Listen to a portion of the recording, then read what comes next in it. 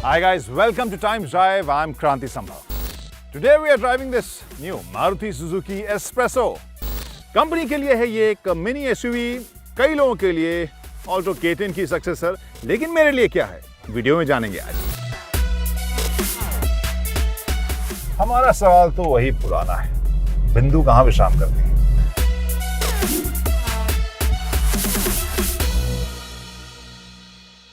So it's almost 6 o'clock now and I'm ready to leave and start driving this car. Yeah, Maruti Suzuki Espresso. Good morning.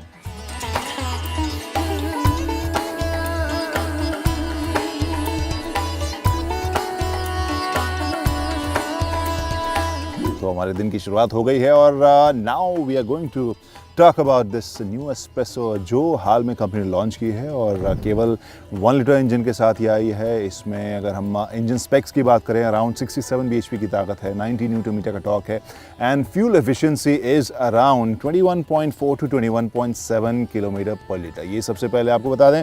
वैसे आपने अगर हमारा पिछला video देखा होगा तो फिर आपको पता होगी ये सभी बातें।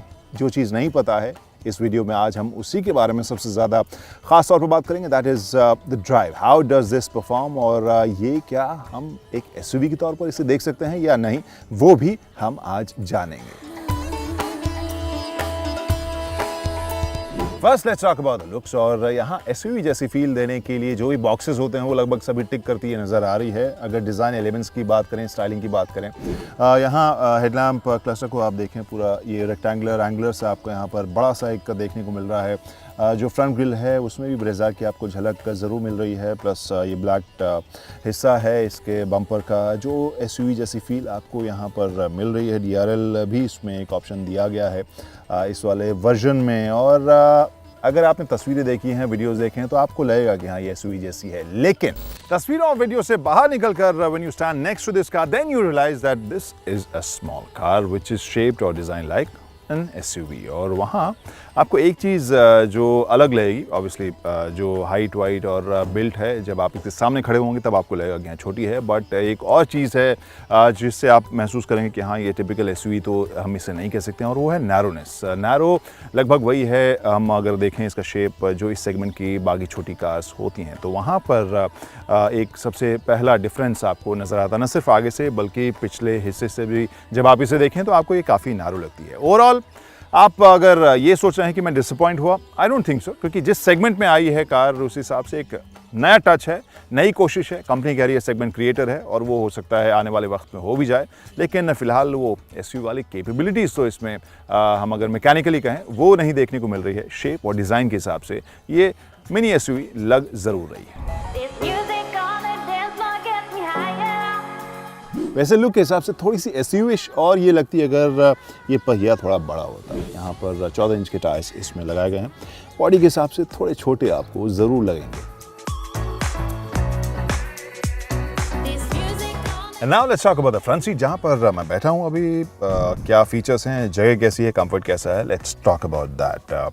स्टीयरिंग व्हील जानी पहचानी मारुति सुजुकी। यहाँ आपको माउंटेड स्टीयरिंग माउंटेड कंट्रोल्स आपको मिलेंगे ऑडियो के, और इसके अलावा स्मार्टफोन कनेक्टिविटी, वॉइस कंट्रोल वाले फीचर के साथ यहाँ पर एक 3 बटन्स आपको एक्स्ट्रा मिल रहे हैं। और इसके लेफ़्ट में जब आप देखें तो कहानी थोड़ी सी इंटरेस्टिंग, थोड़ी सी क्वर्की हो जाती है।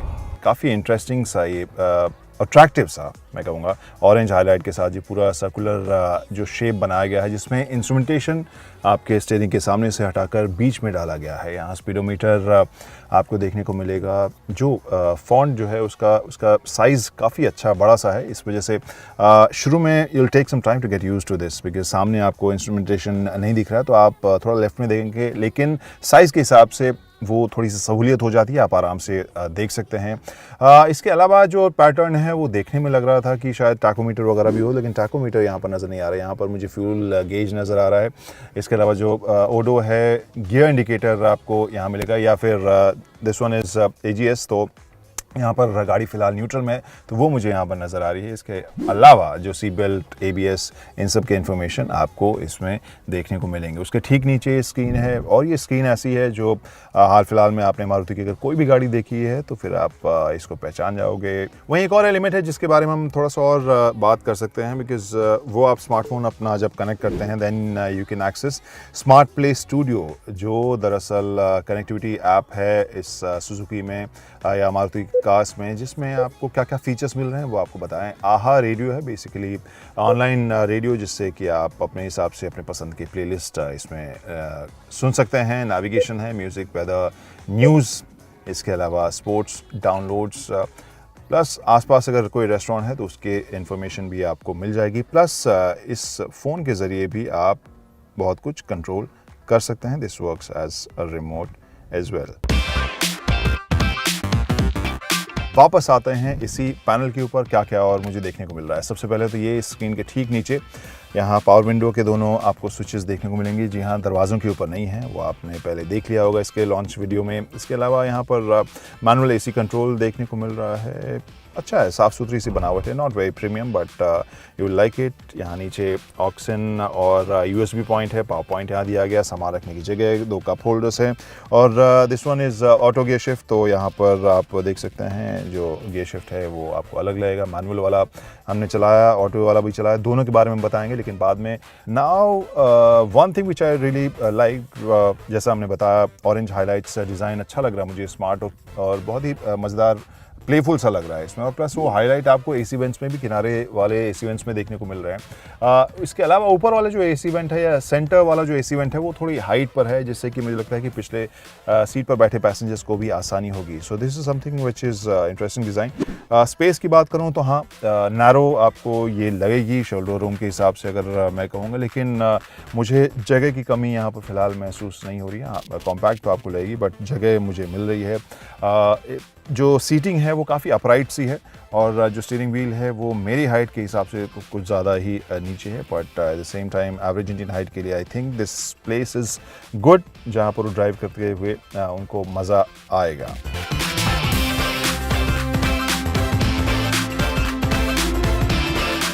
और मैं सेकंड रो में बैठ गया हूँ। यहाँ पर क्या कुछ मुझे देखने को मिल रहा है। सबसे पहले तो जो चीज़ मैंने नोटिस की वो थोड़ा सा डिसअपॉइंटिंग मुझे लग रहा है। स्पेस अगर मैं इस दरवाजे के साथ देखूँ, बॉटल वगैरह रखने की जगह सिर्फ आप यहाँ पर एक छोटी सी देखने को मिल रही है। दरवाजे के साथ वो मुझे जगह एक्स्ट्रा नहीं मिल रही है, वो जगह होनी चाहिए थी सामान रखने की। इसके अलावा पीछे वाला जो विंडो है वो मैनुअल है, आप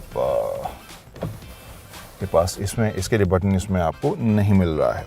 और क्या है, 3 लोगों के लिए जगह थोड़ी सी टाइट होगी, एडजस्ट करना पड़ेगा। 2 लोगों के लिए अच्छी जगह है, लेकिन बैक एंगल ठीक है। जो सीट है उसमें थोड़ा सा हाई सपोर्ट और होता तो और ज़्यादा आरामदेह होती। मुझे हेडरूम जो है वो एवरेज इंडियन हाइट के लिए ठीक लग रहा है। मेरे लिए मामला जो है वो थोड़ा सा टाइट हो सकता है, लेकिन हाँ, जगह हेडरूम के हिसाब से मुझे ठीक लग रहा है। लेकिन आखिर में मैं जिक्र करना चाहूँगा एक ऐसे एलिमेंट का जो मुझे लग रहा है कि इस की यूएसपी है, इस कार की यूएसपी है, इस सेगमेंट में एस्प्रेसो को सबसे सॉलिड ग्राउंड देने में मदद करेगी, और वो है पिछली सीट पर स्पेस। यहाँ जो नी रूम, लेग रूम जो मुझे लग रहा है, फुट मूवमेंट के लिए जो जगह मुझे लग रही है वो मुझे काफ़ी बड़ा इसका यूएसपी लग रहा है, बिकॉज़ इस सेगमेंट में आपको ऐसी जगह नहीं मिलती है सेकंड रो में। इवन ऑल्टो की बात करें जो हम देखते हैं, वहाँ पे भी आपको ऐसी जगह नहीं मिलती है, और अगर क्विड को देखें वहाँ पे भी ऐसी जगह नहीं मिलती है। और इस सेगमेंट के लिए अगेन कस्टमर्स काफ़ी खुश होंगे इस स्पेस को देखकर, और इसी वजह से मुझे लग रहा है कि ये एक बड़ी यूएसपी इसके लिए होगी।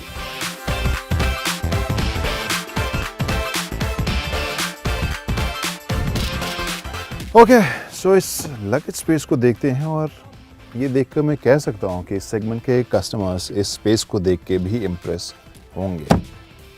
सो न सिर्फ सेकंड रो बल्कि लगेज स्पेस के हिसाब से भी स्पेस एक बड़ी यूएसपी है इस एस्प्रेसो की। Now it's time for us to drive this espresso और पता करना है कि यहाँ इस स्टैंड पर एस्प्रेसो का परफॉर्मेंस कैसा है, क्योंकि यही तो एक चीज़ थी जो बची हुई थी, और यही एक चीज़ थी which you wanted to check. That's why you're watching this video. Let's start.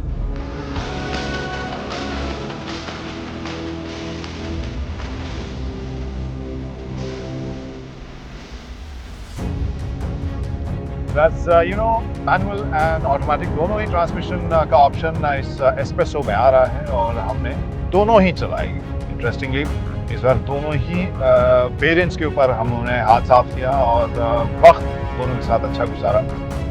We drove from Jodhpur to Keemsar on manual transmission version और कीमसर से जोधपुर का जो सफ़र है वो हमारा हुआ ऑटोमेटिक ट्रांसमिशन के साथ।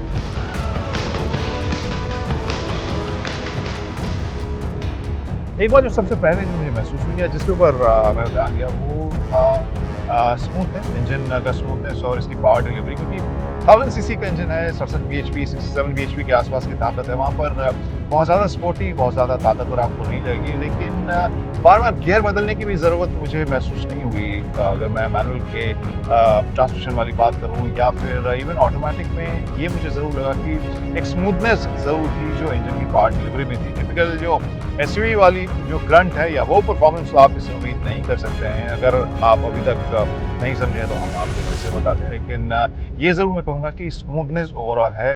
जिस सेगमेंट की कार है उसके हिसाब से आपको पावर इसकी अच्छी, ठीक ठाक, एडिक्वेट लगेगी। तो शहरी ट्रैफिक के हिसाब से जो कार है वो काफ़ी स्मूथ बनती है, इसका बिहेवियर काफ़ी प्रेडिक्टेबल बनता है।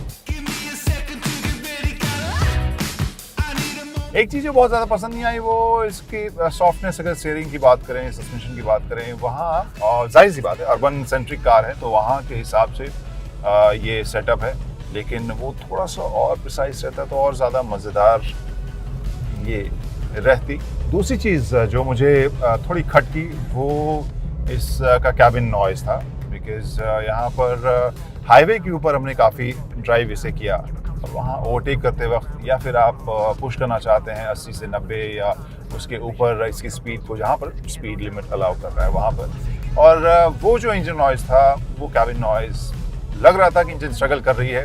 और काफ़ी देर तक जब आप वो आवाज़ सुनते हैं तो एक तरह से फटीग भी उसकी वजह से होता है। So that's something which I didn't enjoy much.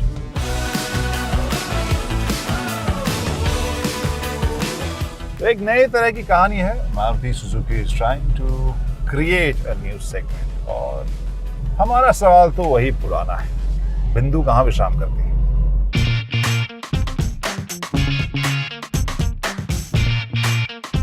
तो छोटा सा पिट स्टॉप यहाँ पर लिया है और यहाँ आप सोचा कि थोड़े ड्राइव के बारे में भी और बात कर लें, बिकॉज परफॉर्मेंस अगर हम बात करें ट्रांसमिशन की, मैनुअल ट्रांसमिशन वाला परफॉर्मेंस मुझे अच्छा लगा। ऑटोमेटिक ट्रांसमिशन फिलहाल जब मैं दूसरे लेग में चला रहा था उसमें भी स्मूथनेस मुझे लगी। जो ट्रांजिशन था गियर शिफ्ट में वो स्मूथ था और बहुत झटका आप महसूस नहीं करते हैं, जैसा कि शुरुआती जो बेसिक ऑटोमेटिक ट्रांसमिशन में आमतौर पर हमें देखने को मिलता, तो उससे ये बेहतरी इससे मुझे देखने को मिली। But having said that, the only thing which bothered me the most other than hard plastic on your arm rest, वो थोड़ा सा परेशान कर रहा था। उसके अलावा जो सबसे ज़्यादा फटीग वाली चीज़ मुझे महसूस हो रही थी that was cabin noise.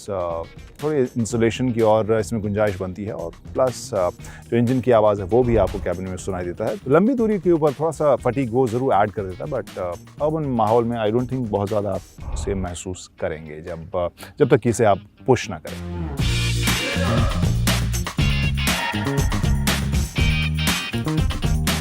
So it's an interesting package। अगर हम केवल लुक की पहले बात करें वहाँ पर तो मिक्स्ड रिएक्शन, मिक्स्ड इमोशंस देखने को मिले सोशल मीडिया में। If you look at the reactions, कुछ को अच्छी लगी, कुछ को काफ़ी अटपटी लगी। कंपनी कह रही है कि ये जापानीज़ जो सीरीज़ या जापानीज़ कार्स होती हैं, गेंकी कार्स, उसके सीरीज़ में पहला ये हिंदुस्तान में उनका इंट्रोडक्शन है। But at the same time if you look at this car, look और स्टाइल से ज़्यादा मामला मेरे हिसाब से कुछ और बन रहा है। जब क्विड आई थी उस वक्त, if you remember, it was looking bit SUV और बहुत से कस्टमर्स को पसंद आया था। मारुति ने उस गेम को थोड़ा सा और ऊपर कर दिया। अब ये और ज़्यादा एसयूवी थोड़ी सी लग रही है। हाँ, नैरो है, बहुत ज़्यादा टिपिकल एसयूवी नहीं लगेगी, but at the same time USP मेरे हिसाब से अंदर की स्पेस है। प्राइसिंग के हिसाब से अगर देखें तो वहाँ जो एंट्री है वहाँ पर एसी नहीं है और शुरुआती कीमत है। इस वजह से आप, अगर हम आमतौर पर जो आप गाड़ियाँ लेते हैं एसी के साथ लेते तो एक शोरूम में आप 4,05,000 ही समझ सकते हैं मैनुअल ट्रांसमिशन के साथ, और इन सब के साथ पैकेज मुझे काफ़ी ज़ोरदार लगती है। तो फिर बिंदु आखिरकार विश्राम करती है उस ख़रीद के ऊपर कि अगर आप सोच रहे हैं कि ऑल्टो K10 लें, then I think this makes much better sense. And even I think जो क्विड नई वाली है, स्पेस के मामले में प्रैक्टिकलिटी के हिसाब से एस्प्रेसो उसे ओवरटेक करती मुझे नज़र आ रही है।